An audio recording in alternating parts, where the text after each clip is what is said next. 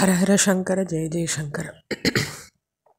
நம்ம தெய்வத்தின் குரல் பகுதியில் பாப புண்ணியத்தினுடைய பலனையும் மாதாபிதாவினுடைய பலன் எப்படி குழந்தைய பார்க்கறது அப்படின்றதையும் பார்த்தோம். இப்போ பிரபஞ்சத்தின் சகல ஆட்டத்துக்கும் காரணம் அந்த ஒரே பராசக்தி தான். அந்த ஒரே ஈஸ்வரனுடைய ஆக்ஞப்படி தான் இந்த உலகம் முழுசும் இயங்கின்றிருக்கு. அவர் பல விஷயங்களில் சம்மந்தப்படுத்தி விடுறார் நம்மளை. இந்த உலகத்தில் எதுவுமே தொடர்பு இல்லாமல் நடக்கலை. நமக்கு சம்மந்தம் இல்லாதவையாக தோன்றது கூட எல்லாம் உள்ளூரை சம்மந்தப்படுத்தி தான் வேடிக்கை பார்க்குறான் அந்த சர்வேஸ்வரன். ஒருத்தர் செய்கிற கர்மம், அதன் பலன் மனுஷ வாழ்வின் சுக துக்கங்களுக்கு முதல் காரணமாக இருக்குது. இதுக்கே துணை காரணமாக அல்லது அடையாளமாக கிரகச்சாரமோ தெய்வ குற்றமோ ஆரோக்கிய குறவும் அமையிறது. ஜாதக ரீதியில், வைதீக ரீதியில், மாந்திரிக ரீதியில் எப்படி வேணாலும் பரிகாரம் தேடிக்கலாம். நம்ம கர்மா தீர்ற போது தான் ஆனால் அந்த பலன் தீர போகிறது.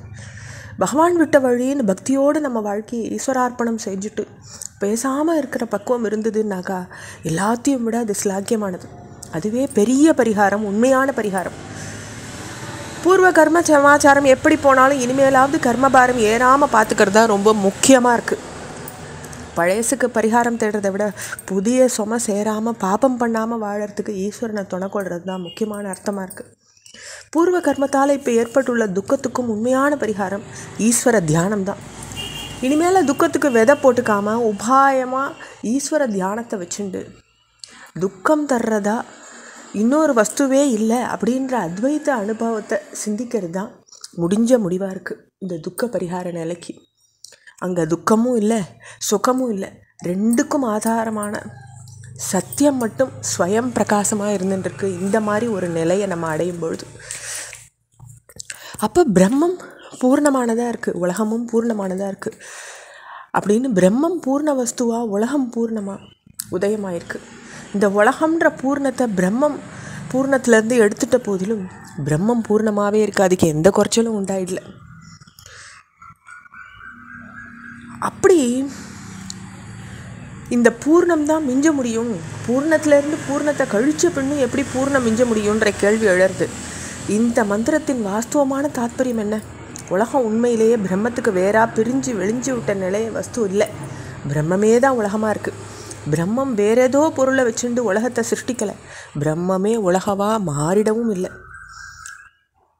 அப்போது இருட்டில் ஒரு மாலையை பார்த்துட்டு பாம்புன்னு நினைக்கிறோம். இப்போ மாலையே பாம்பாக தோன்றுறது. மாலை பாம்பாக மாறலை, மாலை பாம்பை சிருஷ்டிக்கவும் இல்லை. பாம்பாக என்னென்ன போது அது பாம்பாக தெரியறது, அவ்வளவுதானே. பிரம்மம் பூர்ணத்தில் உலகம் பூர்ணம் உண்டாருது.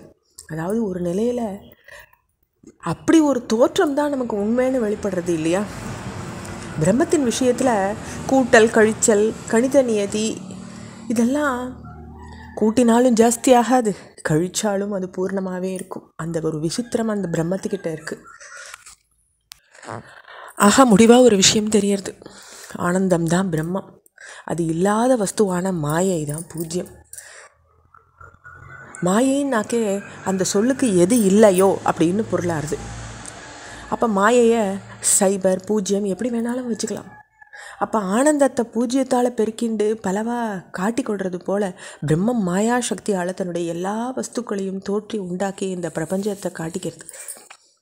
அப்படி தான் நம்ம எண்ணிலடங்காத இந்த ஜீவராசியும் வஸ்துக்களையும் நம்ம விஷயாதியாக பார்க்குறோம்.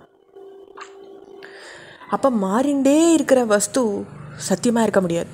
1, 2, 3 கோடி 10 கோடி நம்ம மதிப்பு தந்தாலும் உண்மையில் அது அசத்தியம்தான், இல்லாத வஸ்து தான், அதாவது பூஜ்யம்தான். ஆனந்தமாக இருக்க பிரம்மம் தான் சத்தியம்னு சொல்கிறது அத்வைத்தம். ஆனந்தமாக தெரிகிற பிரபஞ்சம்தான் சத்தியம் அப்படின்னு சொல்கிறது துவைத்தம். பிரம்மம் பிரபஞ்சம்ன்ற பேதம் இல்லாமல் எல்லாமே சூன்யம் பூஜ்யம் அப்படின்னு சொல்கிறது பௌத்தம். பிரம்மம் தான் சத்தியம்னு சொல்கிறது அத்வைத்தம். எல்லா மாயைன்றதோடு நின்றுடுறது பௌத்தம். பிரபஞ்சத்தை சத்தியமாக சொல்கிறது துவைத்தம். அப்போ பிரம்மம் இன்ட்டு மாயை ஈக்குவல் டு பிரபஞ்சம் அப்படின்ற ஈக்குவேஷன்ற சூத்திரத்தை போத்தா அத்வைத்தம் பௌத்தத்தோடு பெருக்கி தான் நம்ம துவைத்தம்னு சொல்லலாம். துவைத்தமும் பௌத்தமும் சேர்ந்தது தான் அத்வைத்தம்னு நம்ம சொல்லி முடிச்சுடலாம். தொடர்ச்சியை அடுத்த பகுதியில் பார்க்கலாம். ஹர ஹர சங்கர ஜெய ஜெயசங்கர்.